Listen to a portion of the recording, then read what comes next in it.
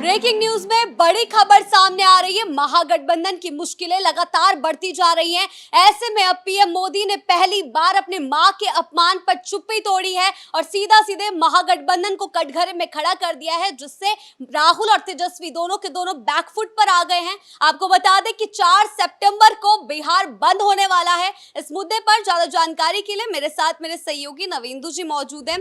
Sir, क्या है पूरा मामला? पीएम मोदी ने पहली बार अपने मां के अपमान पर चुप्पी तोड़ी है।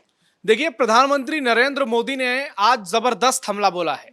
आरजेडी, कांग्रेस और ये तमाम जो महागठबंधन की पार्टियां हैं, ये चुनाव से पहले पूरी तरह से बैकफुट पर चली गई है, क्योंकि पीएम मोदी की मां को जिस तरह से सरेआम गालियां दी गई राहुल गांधी और तेजस्वी यादव के सामने, उसके बाद बिहारियों का खून खौल रहा है। देशवासी लगातार इस बात की आलोचना कर रहे हैं और माफी मांगने की बात कह रहे हैं, लेकिन राहुल गांधी और तेजस्वी यादव माफी मांगेंगे इस बात की तो दूर दूर तक संभावना नहीं है, क्योंकि एक तो कहते हैं कि मैं गांधी नहीं हूं, मैं गांधी हूं, सावरकर नहीं हूं, मैं माफी नहीं मांगूंगा।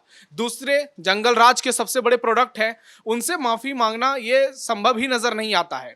ऐसे में पीएम मोदी की मां को जो गालियां दी गई, अब वो बहुत बड़ा मुद्दा बिहार में बन गया है और इसी को लेकर के 4 तारीख को बिहार में एनडीए जबरदस्त प्रदर्शन की तैयारी में है और बिहार बंद का ऐलान किया है। हालांकि दर्शकों को बता दें कि इस दौरान जनता को कोई कठिनाई नहीं होगी, क्योंकि बिहार बंद सुबह 7 बजे से लेकर दोपहर 12 बजे तक ही किया जाएगा और इसके चलते ना ही ट्रैफिक व्यवस्था में बाधा डाली जाएगी, ना ही किसी को परेशान किया जाएगा।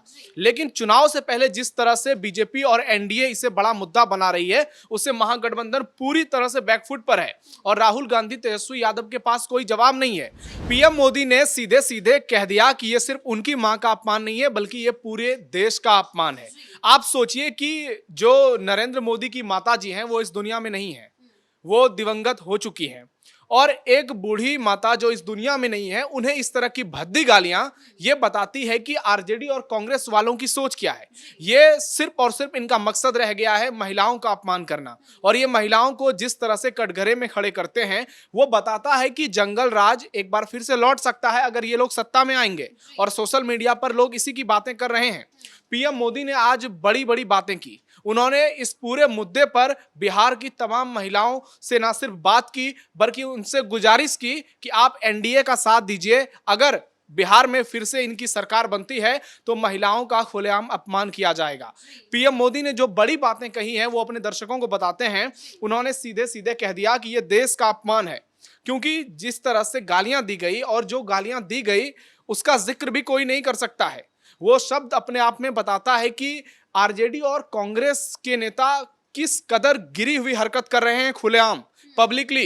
राहुल गांधी जो पूरा प्रोपगेंडा फैला रहे थे वोटर अधिकार यात्रा को लेकर, वो एक ही बार में फुस हो गया। 15-16 दिनों की सारी मेहनत पर पानी फिर गया। जो उन्होंने 50 विधानसभाओं का दौरा किया, एक झटके में सब कुछ हाथ से निकल गया और चुनाव अब सिर पर है। छठ पूजा का पर्व होने वाला है, दुर्गा पूजा है, दीपावली है, और इस दौरान वो जिस तरह से मुसीबत में फंसे हैं, उससे निकल पाना बहुत मुश्किल है। पीएम मोदी भावुक हो गए जब वो इन तमाम बातों का जिक्र कर रहे थे, वो बिहार की महिलाओं को संबोधित कर रहे थे, क्योंकि आज ही प्रधानमंत्री नरेंद्र मोदी ने बिहार की महिलाओं को एक बड़ा तोहफा दिया और उन्होंने जीविका बैंक अकाउंट में 105 करोड़ की राशि को ट्रांसफर किया। अब देखिए कि किस तरह से पीएम मोदी महिला उत्थान का काम कर रहे हैं, किस तरह से महिलाओं की मजबूती के लिए वो तमाम बड़े फैसले ले रहे हैं। अगर जीविका का उदाहरण लिया जाए तो आज बिहार में जीविका से लाखों महिलाएं लाभान्वित हो रही हैं। हर सप्ताह सिर्फ 10 रुपए जमा करती हैं और उसके बाद जब उनको कोई काम करना होता है तो वहां पर हजारों रुपए, लाखों रुपए उठा सकती हैं। एक ही बार में उनको मदद मिलती है और बहुत कम इंटरेस्ट होता है, आप बाद में जमा कर सकती है और कई बार तो सरकार ऐसे केस में माफ भी कर देती है। तो बिहार की महिलाओं को सीधे सीधे पीएम मोदी ने 105 करोड़ का तोहफा दिया।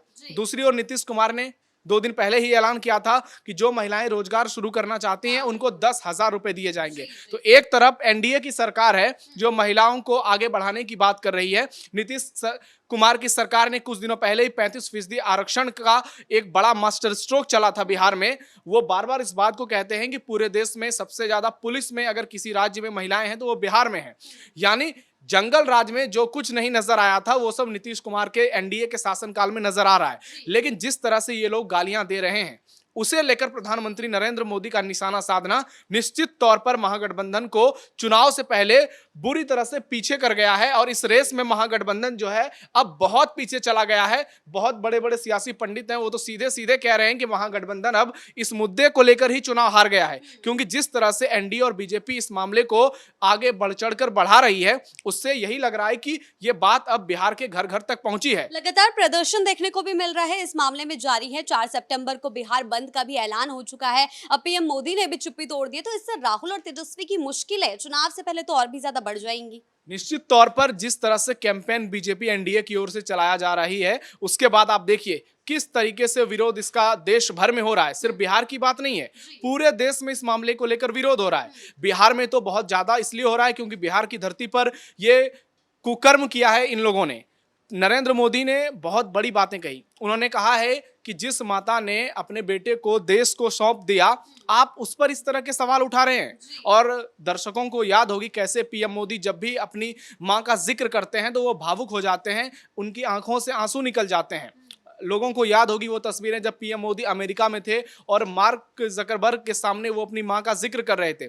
उस दौरान भी उनकी आंखों से आंसू निकले और वो वीडियो बहुत वायरल हुआ था। आज भी जब पीएम मोदी बोल रहे थे तो देश के करोड़ों लोग, खास करके महिलाएं, भावुक हो गई थी। कई वीडियो सोशल मीडिया पर वायरल हो रहे हैं। बिहार में बीजेपी के प्रदेश अध्यक्ष दिलीप जायसवाल का रोते हुए वीडियो वायरल हो रहा है, क्योंकि माता का जो जीवन में, लोगों के जीवन में स्थान होता है, उसकी कोई भरपाई कर ही नहीं सकता है। इसीलिए तो कहते हैं कि जननी जन्मभूमि से च स्वर्गादपि गरीयसी, यानी जननी और जन्मभूमि जो होती हैं वो स्वर्ग से भी महान होती हैं। और ये लोग उस चीज की कीमत ही नहीं समझ पा रहे हैं। इनको लगता है कि ये जिस तरह से अराजकता फैला रहे हैं, हुड़दंगबाजी कर रहे हैं और जंगल राज का उदाहरण पेश कर रहे हैं, उससे ये चुनाव जीत जाएंगे। लेकिन उल्टा इन्होंने अपने पैर पर कुल्हाड़ी मार ली है, क्योंकि पीएम मोदी ने आज चुन चुन कर हमले किए हैं उन्होंने एक बड़ा दांव खेला। उन्होंने सीधे सीधे कहा है कि मैं अगर माफ भी कर दूं तो इससे क्या होगा, आने वाले समय में बिहार में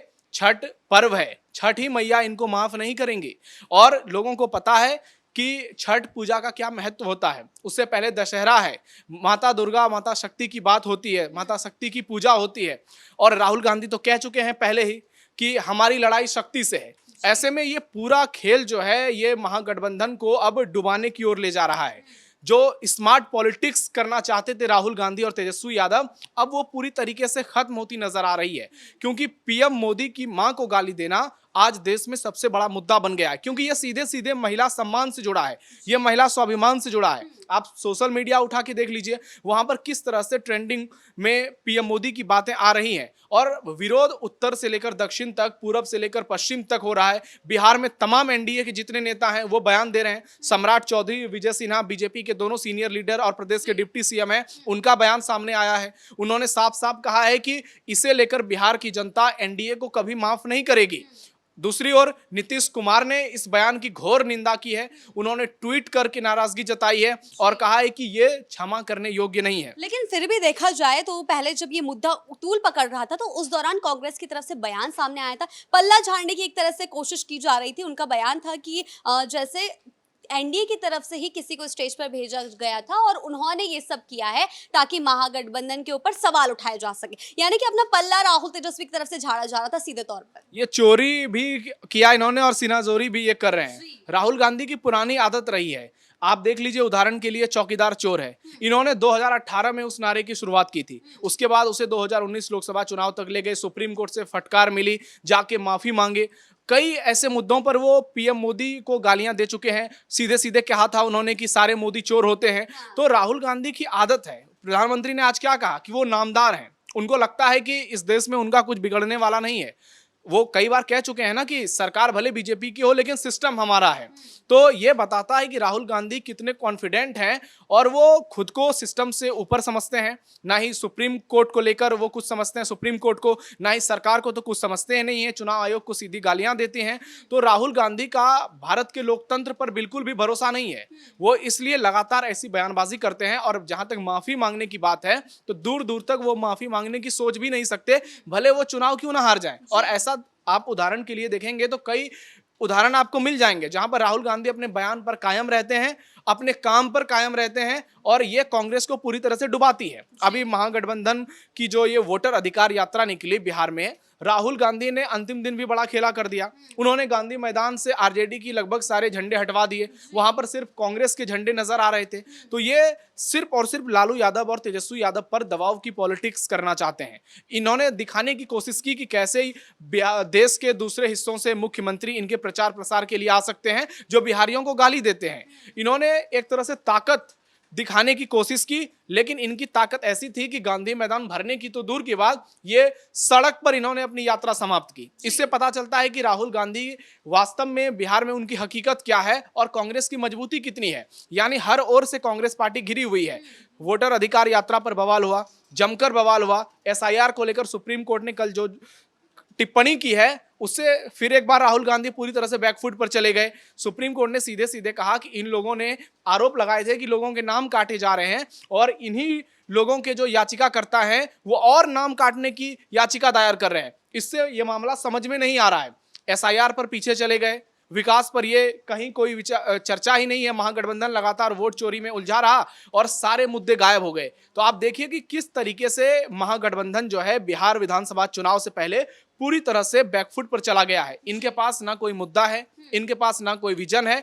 ये सिर्फ और सिर्फ लोगों को गुमराह करने की कोशिश कर रहे हैं, एसआईआर को लेकर, पीएम मोदी को लेकर। और अब जो उनकी मां को गाली देकर ये लोग फंसे हैं, इससे निकल पाना मुश्किल ही नहीं नामुमकिन है। और बिहार चुनाव में ये सबसे बड़ा मुद्दा बनेगा, क्योंकि दूसरी ओर एनडीए है जो ट्रिपल एम पर काम कर रही है। मोदी, मंदिर और महिला। मोदी, पीएम मोदी का फैक्टर और महिला का फैक्टर, आप इन दोनों को अब जोड़ दीजिए, क्योंकि ये मुद्दा थमने वाला नहीं है। अभी इसे लेकर और भी ज्यादा प्रदर्शन एनडीए और बीजेपी की ओर से की जाएगी, जब तक कि ये लोग माफी नहीं मांगेंगे। दूसरी ओर मंदिर को लेकर तो एनडीए सरकार ने पहले ही शिलान्यास कर चुकी है पुनौरा धाम में 900 करोड़ रुपए देकर। तो ट्रिपल एम के फैक्टर पर जो सरकार आगे बढ़ रही है, उससे तो महागठबंधन पहले से ही बैकफुट पर है। और इस मुद्दे ने निश्चित तौर पर राहुल और तेजस्वी को चुनाव में बहुत पीछे कर दिया है। और अब उनको लड़ाई में बने रहने के लिए कोई नया मास्टर स्ट्रोक चलना पड़ेगा, जो कि फिलहाल नजर नहीं आता है। जी, बहुत बहुत धन्यवाद आपका इन तमाम जानकारियों के लिए। तो महागठबंधन चारों तरफ से घिरा हुआ नजर आ रहा है, चाहे सीट शेयरिंग को लेकर बात हो या सीएम फेस को लेकर रार हो। लेकिन अब पीएम मोदी की मां का अपमान का मुद्दा लगातार तूल पकड़ता जा रहा है और देखना यह होगा कि अब राहुल गांधी या महागठबंधन इस पर क्या प्रतिक्रिया देते हैं, क्या वो माफी मांगेंगे या नहीं, इस पर हमारी नजर जो है बनी रहेगी। ब्रेकिंग न्यूज में फिलहाल इतना ही। कैमरा पर्सन कुणाल के साथ मैं शिवानी रतूड़ी, कैपिटल टीवी बिहार।